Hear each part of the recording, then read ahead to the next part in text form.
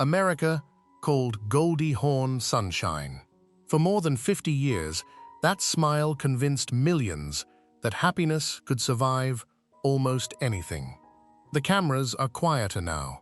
Hollywood has moved on. Yet one unsettling question remains.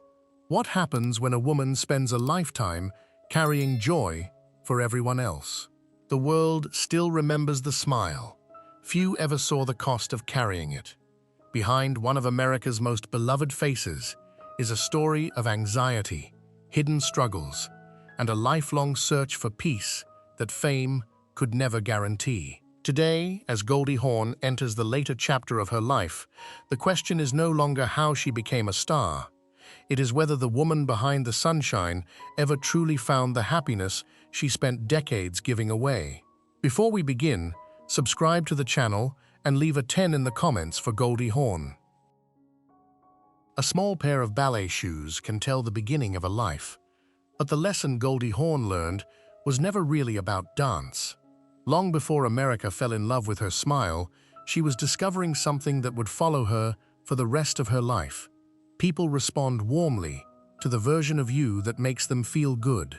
Before the movie posters, the award ceremonies, the red carpets, and the warm photographs kept in family albums, there was a little girl in Washington, D.C., learning that a body could be corrected long before a heart could explain itself. Born in 1945, Goldie grew up in a home where performance sat near the center of daily life. Her mother was connected to dance, her father to music, and the rhythm of that household gave her an early language for expression. Yet expression, for a child, can slowly become expectation. In the dance studio, music began, the count moved forward, and the young body had to respond. Shoulders lifted, feet turned out, chin raised. Timing mattered. A teacher's hand could change the angle of an arm. A mirror could return every flaw without softness. Goldie learned ballet and tap as art, but also as discipline. She learned how to repeat a movement until effort disappeared from view. She learned how approval entered a room when the line was clean, the posture was open, and the face did not reveal the struggle behind the step. That early training gave her grace, but it also taught her a private bargain. Feelings did not always decide what the room would see. If she felt nervous, the movement still had to land. If she felt unsure, the face still had to remain available to the audience. If the body was tired, the performance still had to look alive. That is where the later Goldie began to take shape, long before television made her famous. The public would one day call her natural, sunny, spontaneous, almost untouched by heaviness, as if joy had simply arrived inside her. The quieter truth is more complicated. Joy was also practiced.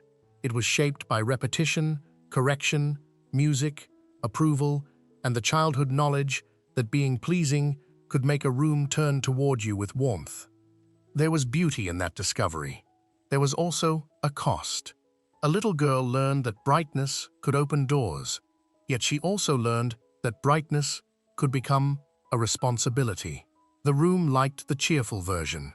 The room rewarded the cheerful version. Over time, that lesson settled deeper than dance itself. Long before Hollywood expected Goldie Hawn to be sunshine, she was already learning how easily affection could become expectation. From those early rooms, Goldie carried more than talent. She carried the muscle memory of performance. Arrive prepared, hold the body, answer the count, give the room what it came to receive. Dance gave her confidence and control. It also prepared her for an industry that would reward the appearance of ease while ignoring the labor beneath it. When she moved from dance into television, Hollywood did not have to invent her sparkle from scratch. It found a young woman already trained to make difficulty look light. The studio would add cameras, scripts, lights, and an audience much larger than any childhood class, but the old lesson remained beneath everything. Be open, be bright, be lovable, and do it on cue. What began as expression slowly turned into expectation. The red glow of an on-air sign can change the air in a room. It tells everyone to become sharper, quicker, more present, and more useful to the machine around them. For Goldie Hawn, early television did more than introduce her to the country. It began turning her into a repeatable image. After her early work on Good Morning World, Rowan and Martin's Laugh-In became the place where America learned her face almost instantly. The show moved with speed, noise, timing, and cultural electricity. Sketches came fast, jokes snapped, cameras cut before a feeling could settle. Goldie entered that rhythm with a dancer's body and a performer's instinct for being loved by a room. Her timing felt accidental, though it was built on years of training. Her innocence seemed effortless, though it carried the discipline of someone who understood how to appear open even under pressure. Viewers did not need a long introduction. They saw the wide eyes, the blonde hair, the quick comic surprise, and the playful charm, and they remembered her. Television had found a figure who could make chaos feel harmless. Yet the industry was also changing around her. Television in that era did more than reward talent. It packaged talent into forms the audience could recognize quickly and ask for again. Goldie's gift was real, and her warmth was real, but the camera chose the part of her it wanted to repeat. The audience did not meet a woman. They met a version of her designed to repeat. Laugh-In gave her national visibility, but it also narrowed the frame before she had time to resist it. She became the girl who made the room feel better, the girl whose laughter seemed weightless, the girl whose presence could soften the sharpness of the world for a few minutes. That kind of love can feel like a blessing at first. Then it begins to ask for obedience. A young performer walks off stage after giving America exactly what it wanted, and the hallway after the set can feel colder than the applause promised. The laughter remains on the other side of the wall. The image remains in the public mind. The person inside it has to keep moving. That pressure was especially dangerous because it did not announce itself as harm. It arrived as praise. Producers wanted the same rhythm again. Viewers wanted the same release again. Magazine language reached for the same easy words again. A career can be built by repetition, yet a person can be quietly reduced by it. Goldie's gift for comedy made the frame feel friendly, almost harmless, and that may have made the frame harder to challenge. If she resisted too sharply, she risked seeming ungrateful for the affection that had lifted her. If she accepted the role too completely, she risked losing the private range that made her an artist. That was the narrow hallway fame created for her. Gratitude on one side, confinement on the other, with a camera waiting at the end. This was the first psychological pressure of Goldie's fame. She was adored so quickly that adoration became another kind of pressure. To be loved as carefree is to be asked to appear untouched by care. To be loved as a burst of happiness is to be asked to return as happiness, even when the body needs quiet. Goldie's career opened with enormous affection, but affection did not always bring understanding. Hollywood saw how easily she could lift a scene, and it kept asking her to lift more. The rhythm she had learned as a dancer now served a much larger system. Show up, sparkle, make the joke land, let the audience feel better. What began as expression slowly turned into expectation. The same image that made her famous would soon follow her into film, awards, interviews, magazine covers, and private rooms where no one could hear how heavy a cheerful image could become. The telephone rang in London before the moment could feel complete. Goldie Hawn had won the Academy Award for Best Supporting Actress for Cactus Flower, yet she was not in the room when Hollywood first rose to honor her. The stage was lit. The envelope had been opened. Her name had been spoken. Raquel Welch accepted the award in her place. On paper, it was triumph. In memory, it carried a strange absence.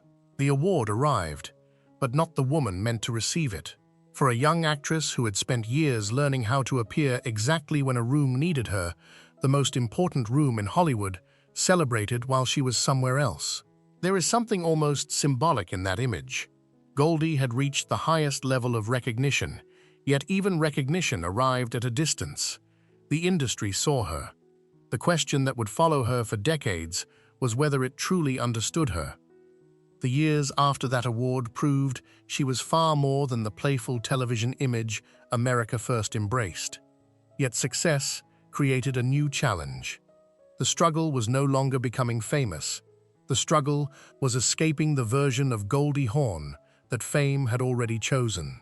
Audiences loved the laughter, the sparkle, the warmth, and the effortless charm that seemed to flow from her. Hollywood loved them too. The danger was that admiration can become a kind of confinement. A public image may open doors, but it can also decide which rooms people believe you belong in. Goldie understood that instinctively. The emotional story of this period is not a list of films.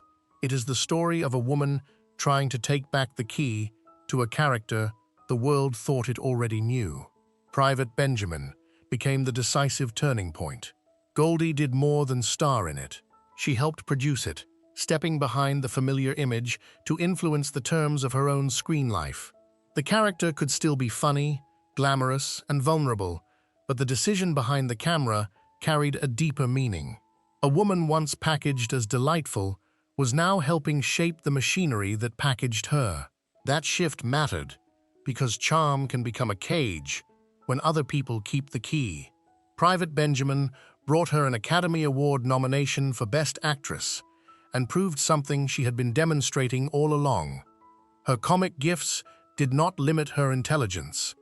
They were evidence of it. Yet the achievement carried broader significance as well. In Hollywood, control was rarely handed over easily, especially to women known for making audiences laugh. Comedy was often treated as light entertainment rather than creative authority. Goldie refused that limitation. She was no longer simply answering a call sheet. She was helping decide what the call sheet could become. The same smile audiences thought they understood now belonged to a woman reading contracts, shaping projects, protecting her future, and refusing to let sweetness become the boundary of her ambition. Later, the First Wives Club carried a different kind of victory. By then, Goldie was no longer fighting to be noticed. She was fighting to be seen correctly. She brought history, wit, disappointment, confidence, vanity, resilience, and emotional survival into a performance that resonated with women for reasons deeper than nostalgia. The film did not simply remind audiences that she was funny. It reminded them that experience had deepened the woman behind the humor. Between Private Benjamin and the First Wives Club, Goldie's screen life revealed a larger pattern. The girl America first framed as adorable had become a woman negotiating with the frame itself. Hollywood still loved the golden image, and sometimes that love still arrived with limits. Scripts asked for sparkle. Public memory asked for youth. Audiences often wanted the feeling she had given them decades earlier. Yet Goldie kept pushing towards something fuller. The Academy Award had validated her talent, but it could not free her from the image that success had attached to her. That harder work unfolded across decades, role by role, decision by decision, until the woman behind the smile slowly began reclaiming ownership of the smile itself. After a laugh, there is always a second the audience never hears. The camera shifts, the set resets. The performer steps away from the noise and returns to the body that carried the performance. For Goldie Hawn, fame in the 1960s did not simply bring opportunity. It entered her nervous system.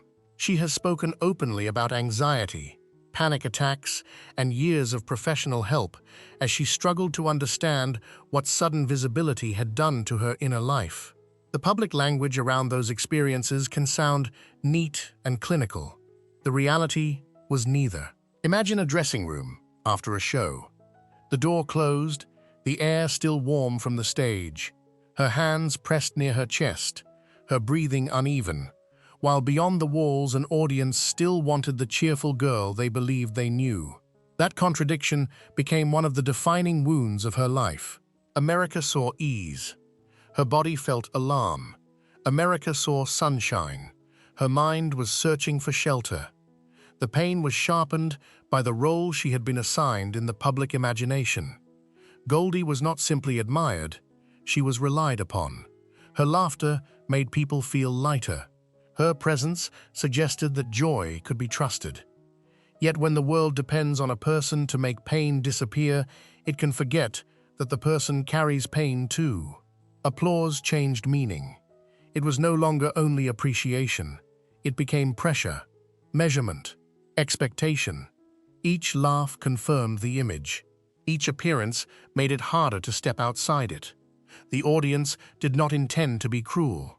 They were responding to the Goldie they had been given. Still, a woman can be adored by millions and feel profoundly alone in the part of herself nobody has been invited to meet. That loneliness was not dramatic. It lived in the body. It lived in the pause before opening a door, in the extra breath taken before entering a room that expected happiness on arrival. The hardest truth was that the symptoms did not fit the story America preferred. A beloved star was supposed to feel grateful. A successful young actress was supposed to feel lucky. Goldie's body kept telling a different story. Fame changes ordinary life without asking permission. Strangers feel familiar. Rooms feel watched. A private face becomes public property. For someone trained since childhood to please the room, fame turned an old lesson into an exhausting command. Give them warmth first, explain yourself later, and hide the vulnerable part until there is somewhere safe to place it down.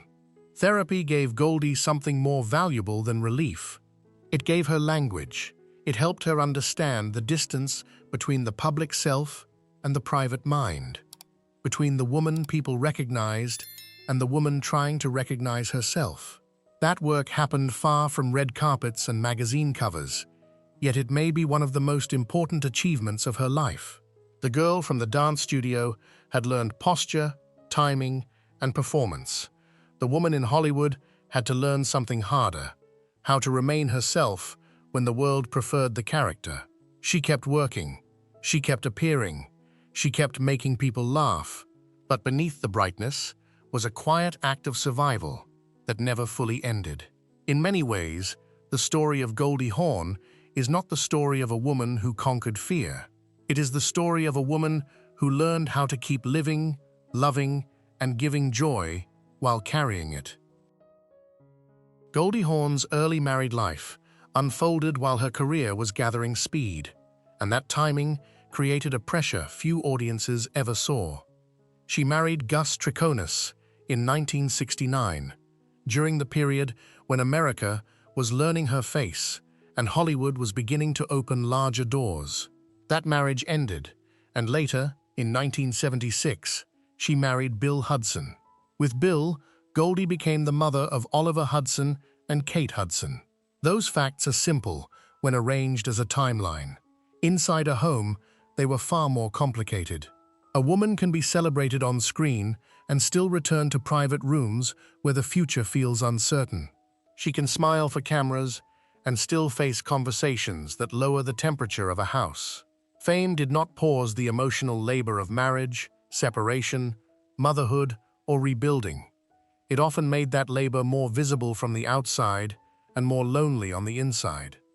The end of a marriage does not only change the two adults whose names are attached to it. It changes the rhythm of a family.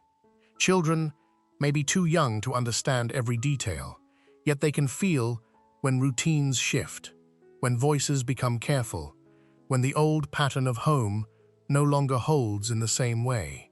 Goldie's life by then was not only the life of an actress moving from set to set. It was the life of a mother trying to carry fame in one hand and family in the other, with no perfect way to keep either from affecting the other. There were scripts, call times, travel, interviews, and public appearances. There were also children who needed steadiness, reassurance, and the daily proof that love had not vanished because the structure around them had changed. On screen, Goldie could turn uncertainty into timing. At home, uncertainty had no audience to soften it. By the time Kurt Russell entered her life in a lasting way, the next chapter did not begin on a blank page. It began inside a family history already marked by endings, attachments, questions, and children with their own emotional maps. Kurt would become an essential presence, but his arrival did not make the past disappear. Love can bring steadiness without erasing what came before it. That is the quieter truth of Goldie's family story. The public still saw warmth, glamour, and the famous smile. Behind that image was a mother learning how to continue after marriages ended, how to protect tenderness without pretending the house had never changed, and how to let a new family form while respecting the pain that came with the old one. At a family table, love can be present and still leave one chair difficult to name. Goldie Hawn and Kurt Russell became, for many people, one of Hollywood's rare images of lasting devotion. Their bond seemed warm, steady, and almost untouched by the usual storms of fame. Yet inside that admired image was a more complicated family history. Goldie's children, Kate Hudson and Oliver Hudson, grew up with Kurt as a powerful father figure. Kate has publicly embraced him with deep affection, and his presence became part of the emotional architecture of her life. He showed up. He stayed. He became familiar in the way a child learns the safety of someone who keeps returning. Yet a child can be deeply loved by the person who remains and still carry questions about the person whose place is harder to understand. That is where the ache sits. It does not cancel the love. It lives beside it. Love can hold people together without making the past disappear. The relationship between Kate, Oliver, and their biological father, Bill Hudson, has carried public complexity over the years. Kate has spoken about strain and distance. Oliver has spoken about childhood feelings from his own perspective, including the emotional weight of feeling unprotected as the boy he once was. Later, he also described a renewed contact with Bill, suggesting that time had allowed some movement where distance had once lived. Those details should be handled with care, because the pain of a family is rarely clean enough for outsiders to flatten into blame. Goldie could love her children fiercely and still be remembered by them in ways that hurt. Kurt could offer steadiness and still never erase every question tied to origin, absence, and time. Bill could remain part of the family's beginning without fitting easily into the present. The truth is not one simple portrait. It is a coexistence of truths, each carried by a different person who lived inside the same family story. For the public, Goldie and Kurt represented endurance. For the children, endurance had to live beside memory. Kate's emotional map was her own. Oliver's was his own. Goldie's was different again. That is the grief of families that keep loving after they have changed shape.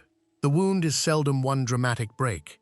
It appears in ordinary moments, in careful language, in the way an adult child looks back at childhood and finds love mixed with questions. Goldie's home had laughter, devotion, loyalty, and years of shared life. It also had spaces that affection could not fully fill. That does not make the love smaller. It makes the love more human. If family taught Goldie anything, it was that tenderness can survive without making the past neat. And if her public image made her look forever light, motherhood forced her to live with truths far heavier than the country ever saw. An old poster has a strange kind of power. It keeps a face in the same light forever. Goldie Hawn could stand near an image from Laugh-In or Private Benjamin and see a younger version of herself held in place by paper, ink, and memory. The blonde hair, the quick comic expression, the body angled toward laughter, the face America once treated as a kind of national relief. Hollywood does not age people. It only preserves the first version it understood. For Goldie, that first version was bright, girlish, playful, and apparently free from heaviness. The public loved her that way, and love can become a demand when it refuses to let a woman change. Time did not arrive as one dramatic event. It arrived through quieter signs. Fewer roles built around her presence. Fewer industry rooms waiting for her entrance. Older photographs returning whenever people wanted to remember who she had been rather than ask who she had become. For a female comic star, aging is rarely allowed to be only aging. It becomes a negotiation with audience memory. People remembered Goldie young, radiant, and funny, as though she were responsible for preserving the feeling they once had when watching her. That is a private burden. A dressing room mirror tells a different truth than a movie screen. The face has history. The body has lived. The woman inside the image has survived decades. The image never had to carry. Goldie did not need to apologize for growing older, yet the culture around her had long rewarded women for appearing untouched by time. In 2017, when Goldie and Kurt received neighboring stars on the Hollywood Walk of Fame, the moment was beautiful and tender. Two names set into the sidewalk, two careers honored, two lives publicly linked in stone. It was also a reminder of how Hollywood preserves people. A passerby can step over a star in seconds, without feeling the years sealed beneath the name. There was also a gendered sharpness inside that preservation. Male stars are often allowed to gather gravity with age. Their lines become evidence of experience. Their slower pace becomes authority. Their silence can be read as depth. Women who made audiences feel young are asked to remain connected to the version that first sold the dream. For Goldie, the pressure was even more specific because her public identity had been built around buoyancy. She had to age under the memory of a laugh people wanted to keep hearing in the same key. The question was never only whether she could continue working. The deeper question was whether the culture could allow her to exist beyond the emotional service her younger image had provided. The world kept calling Goldie timeless, and that compliment carried a hidden edge. Timeless can mean beloved. It can also mean trapped at the age when people first decided they loved you. Goldie's smile did not disappear, but it changed weight. It no longer belonged only to a young woman spinning through a sketch or holding a film scene with comic precision. It belonged to someone who had seen the cost of being pleasing, the discipline behind joy, the pressure inside fame, the difficulty of family, and the quiet loneliness of outgrowing an image the world still wants to keep. When Hollywood needed less of her on screen, Goldie's attention moved toward a different kind of room. The stage became smaller, the lights softer, and the work turned toward children learning how to pause before the world became too loud inside them. A classroom is quieter than a soundstage, but it can hold a more fragile kind of performance. A child sits at a desk, places one hand on the belly, takes a slow breath, and tries to notice a feeling before that feeling becomes too large to manage. For Goldie Hawn, the work that grew through the Goldie Hawn Foundation and Mind Up did not feel like a sudden reinvention. It felt like a life turning back toward one of its oldest private lessons. The mind needs tools before the world becomes too loud.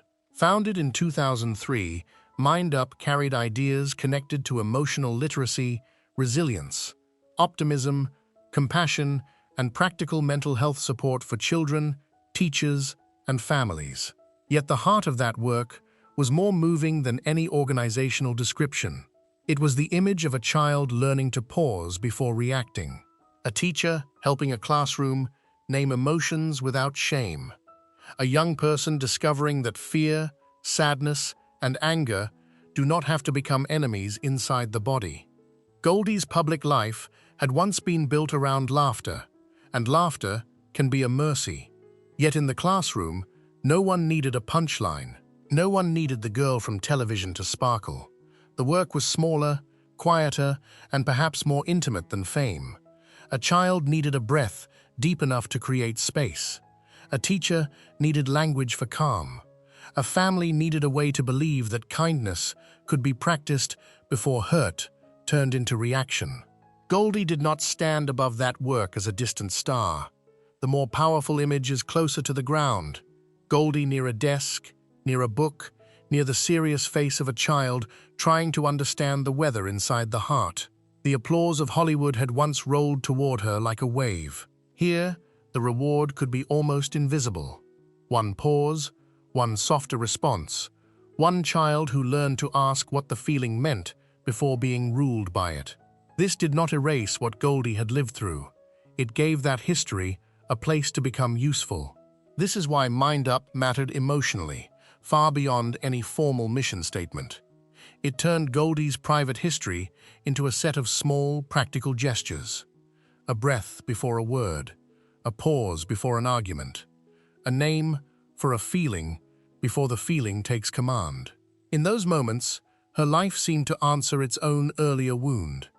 The young performer had once been rushed into visibility before she had tools for the pressure.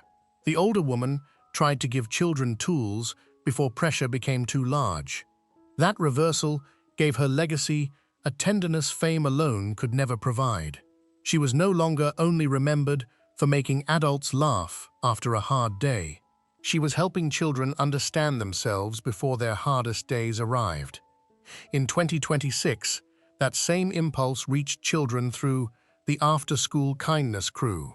Pooch on the Loose #1, Goldie's first children's book, published by Penguin Workshop and connected to the values she had carried through Mind Up. The book gave her late-life legacy a gentler object to hold, a story of friendship, kindness, community, and mindful pauses that could sit on a child's desk or be opened by small hands after school. The deeper transformation was clear. Goldie had moved from being watched by millions to helping children watch themselves with more mercy. Once, America asked her to make feelings disappear through laughter. Later, she tried to teach young people how to understand feelings before they became too heavy to carry alone. That is the quiet dignity of her reinvention. She did not abandon the light people loved in her. She changed what the light was for. On the 2026 Oscars red carpet, Goldie Hawn stood beside Kate Hudson, and for a moment, the years seemed to fold into one another. Kate was there as a Best Actress nominee for Song Sung Blue, and Goldie was there as mother, witness, and living history. The cameras saw glamour first, Goldie in black with silver details, Kate in green, two generations of Hollywood women held together by flashbulbs and blood. Beneath that image was a quieter echo. Goldie had once won an Academy Award without standing in the room to touch it in the first breath of triumph. Decades later, she stood beside her daughter on the industry's most watched carpet, present for a moment that belonged to Kate and also to the long road behind them both. The smile was still there. The blonde hair still caught the light. Yet this was no longer the weightless expression of the girl America first met on television. It had passed through therapy rooms, changed households, motherhood, family distance, old photographs, public affection, private questions, and more than 40 years beside Kurt Russell without needing a wedding ring to make the bond visible. There was another quiet reminder that time had continued its work. During the Oscars ceremony, Goldie spoke openly about cataracts affecting her vision, making it difficult to clearly read what was placed before her. The detail lasted only a moment, but it carried an unexpected symbolism. For decades, America had watched Goldie Hawn beneath bright lights. Now the woman who had spent a lifetime being seen was learning that seeing the world would not always come as easily as it once had. Fame had preserved the image. Time continued its work on the person. A few months later, on June 16, 2026, Goldie and Kurt appeared together at the closing ceremony of the 65th Monte Carlo Television Festival in Monaco. It was another red carpet, another line of photographers, another public reminder that their long partnership still held the country's attention. Kurt stood beside her with the ease of someone whose presence had become part of her public and private silhouette. They did not need to perform young love. They carried the quieter look of people who have walked through enough years to know that staying is made of ordinary decisions, repeated long after the cameras leave. The flashbulbs still called her name, but Goldie's life no longer seemed to belong to the demand that she remain America's cheerful girl. She had children, grandchildren, books, schoolrooms, old films, old wounds, and a mind that had learned at great cost that brightness without tenderness can become a burden. By that stage of life, the public appearances carried another meaning. They were no longer introductions, they were returns. Every red carpet placed Goldie beside all the versions of herself the country had stored away. The young dancer, the television discovery, the Academy Award winner who was absent at the instant of victory, the mother whose family story could never be reduced to one clean photograph, the partner who built a life with Kurt outside the formal script Hollywood expected, and the advocate who turned inward struggle into education for children. That is why her later presence felt different. She did not need to convince the room that she belonged there. She had already survived the cost of belonging. The camera could still find the famous face, but it could no longer own the meaning of that face. Near the end of a life lived so publicly, the most moving image is not the Academy Award, the poster, or even the famous smile. It is Goldie leaving the red carpet, with Kurt close by, the lights still calling from behind, her pace slower than the young dancer who once counted steps in a studio. She does not rush toward brightness as she once had to. She carries it differently now. In one hand is the memory of applause. In the other is the knowledge of rooms where applause could not help her breathe. Goldie Hawn made America laugh, and that alone would have been enough for most careers. Her deeper story is quieter. A woman taught to shine, loved for shining, wounded by what shining required, and still willing, after all of it, to place more kindness into the hands of children who may one day need it.